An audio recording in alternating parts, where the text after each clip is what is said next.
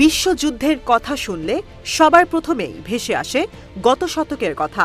১৯১৪ থেকে ১৯১৮ সালের প্রথম বিশ্বযুদ্ধ কিংবা ১৯৩৯ থেকে ১৯৪৫ সালের দ্বিতীয় বিশ্বযুদ্ধের কথা লিপিবদ্ধ রয়েছে ইতিহাসের পাতায়। ৮ দশক আগের দ্বিতীয় বিশ্বযুদ্ধে প্রথমবারের মতো ব্যবহার করা হয় পরমাণু অস্ত্র। এরপর থেকে আশঙ্কা করা হচ্ছিল কোনো কারণে তৃতীয় বিশ্বযুদ্ধ শুরু হলে লড়াই হবে নিউক্লিয়ার ওয়েপন দিয়েই। সাম্প্রতিক বছরগুলোয় Russia Ukraine, Azerbaijan Armenia, Hamas Israel, Lebanon Israel, Syria কিংবা ইয়েমেনে গৃহযুদ্ধের কথা কম বেশি সবাই জানে। পরমাণু অস্ত্র ব্যবহার না করা হলেও গৃহযুদ্ধ কিংবা দ্বিপক্ষীয় যুদ্ধগুলোয় যোগ দিয়েছে বিশ্বের বিভিন্ন দেশ। এতদিন একে তৃতীয় বিশ্বযুদ্ধ হিসেবে অভিহিত করা না হলেও ২০২৪ সালের শেষের দিকে এসে পাল্টে গিয়েছে যুদ্ধের নামকরণ।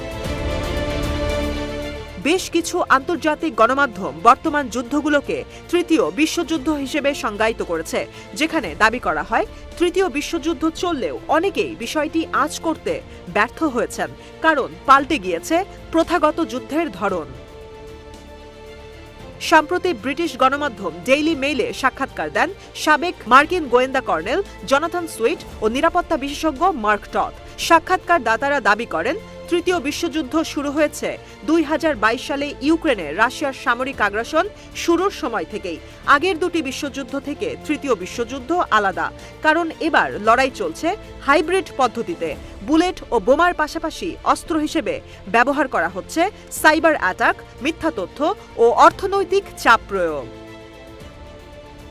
বিশেষজ্ঞরা আরও জানান, আগের দুটি বিশ্বযুদ্ধের মতো ইউক্রেন রাশিয়া ও ইরান ইসরায়েলের সংঘাতে প্রত্যক্ষ ও পরোক্ষভাবে জড়িয়ে পড়েছে বিভিন্ন দেশ। তৃতীয় বিশ্বযুদ্ধ চলছে বিষয়টি প্রমাণ করতে এই যুক্তি যথেষ্ট।